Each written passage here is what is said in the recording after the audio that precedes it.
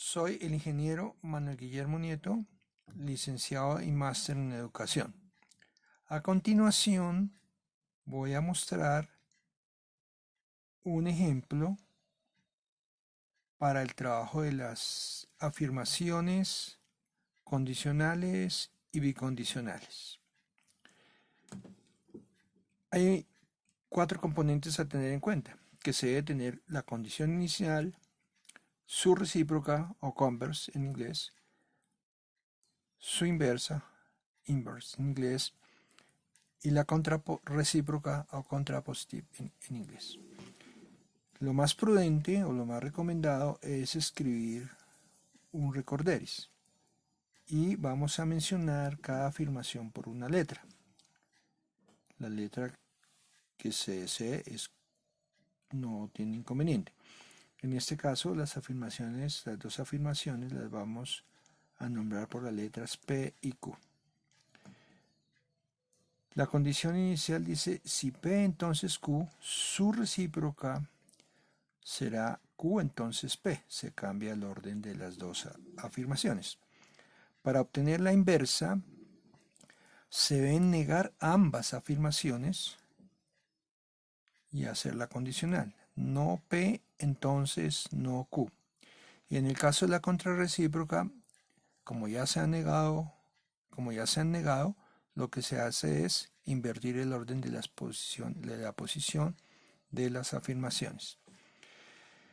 El ejercicio consiste en encontrar si la condición inicial llega a ser una bicondicional o no. Entonces vamos a armar las condicionales. Primero, P entonces Q. Dices, si una figura geométrica es un polígono regular, entonces todos sus lados son congruentes. El sí, que corresponde a la hipótesis, lo voy a destacar con un color diferente al de el entonces, que es la conclusión, la Q. Entonces, acá está resaltado P y acá está resaltado el Q. Ahora vamos a continuar con la recíproca. En ese caso, lo que hacemos es girar las dos proposiciones. ¿Y cómo nos queda? Si todos los lados de una figura geométrica son congruentes, entonces esta figura es un polígono regular. Y seguimos en el proceso de armar todas las condicionales asociadas. Ahora debemos negar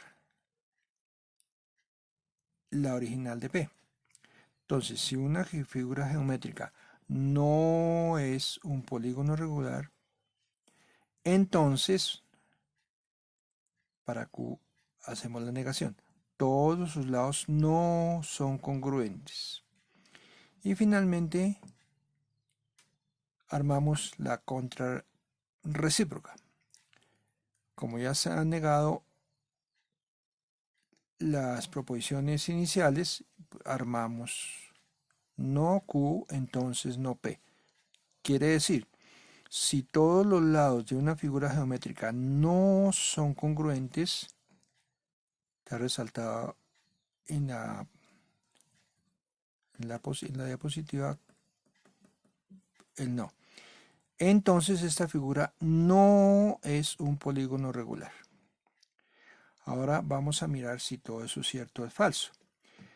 En el primer caso, en la inicial, hay que armar el contraejemplo. Entonces, contraejemplo.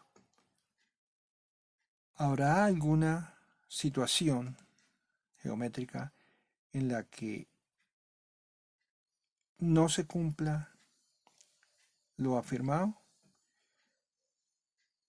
Por ensayo de error, pues vamos a dar cuenta que no existe un contraejemplo. En todos los casos, para que una figura geométrica sea un polígono regular, todos sus lados deben ser congruentes. Y de paso, indirectamente, tendríamos que asociarlo con sus ángulos, que es la definición de un polígono regular, que todos sus lados y todos sus ángulos sean congruentes. El ejercicio solamente se está refiriendo a los lados. Como no hay un contraejemplo, se garantiza que esa condicional P entonces Q es verdadera. Vamos a ir al siguiente ejercicio de la recíproca. Vamos a mirar si hay un contraejemplo. Después de analizar las opciones, encontramos el caso del rombo y hay más opciones, no son las únicas. Pero necesitamos encontrar por lo menos una. Con que encontremos una ya significa que estamos ante una condicional falsa. Entonces veamos qué sucede acá. En el caso de un rombo, sus lados son congruentes, como se ve en la figura. Pero sus ángulos no. Esta pareja, esos ángulos entre sí son congruentes, mientras esta pareja, en verde, sus ángulos no son congruentes. Por lo tanto, este no es un polígono regular. ¿Por qué? Porque a pesar que sus lados son congruentes, sus ángulos no son congruentes. Por lo tanto, esta condicional, la recíproca, es falsa. Continuamos con la misma mecánica para la condicional inversa. Hay varias opciones para encontrar contraejemplos. Con uno solo basta, como ya se dijo anteriormente. En el caso de este pentágono, sus lados son congruentes, pero sus ángulos no. Tenemos dos ángulos rectos en verde, tenemos otros dos ángulos en azul que son congruentes y el quinto ángulo no es congruente a ninguno de los otros. Significa que ese no es un polígono regular. Nuevamente, ¿por qué? Porque a pesar que tiene sus lados congruentes, sus ángulos, todos sus ángulos, no son congruentes. Por lo tanto, esta condicional inversa es falsa. Y la misma mecánica hacemos para la contrarrecíproca.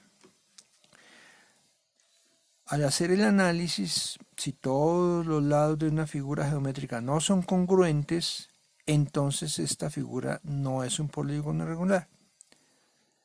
No se va a encontrar un contraejemplo. Como no se encuentra un contraejemplo, podemos decir con toda certeza que estamos frente a una verdad. Es una condicional verdadera. Al final, pues podemos ver cómo se ha desarrollado el ejercicio. Nos han salido los valores de verdad o de falsedad. Con esos de valores de falsedad y de verdad, podemos mirar si el ejercicio se presta para hacer una bicondicional o no. ¿Qué requisitos se necesita para que sea bicondicional? Que la inicial sea verdadera, que la recíproca sea verdadera. Y al buscar la bicondicional decimos P si y solo Q.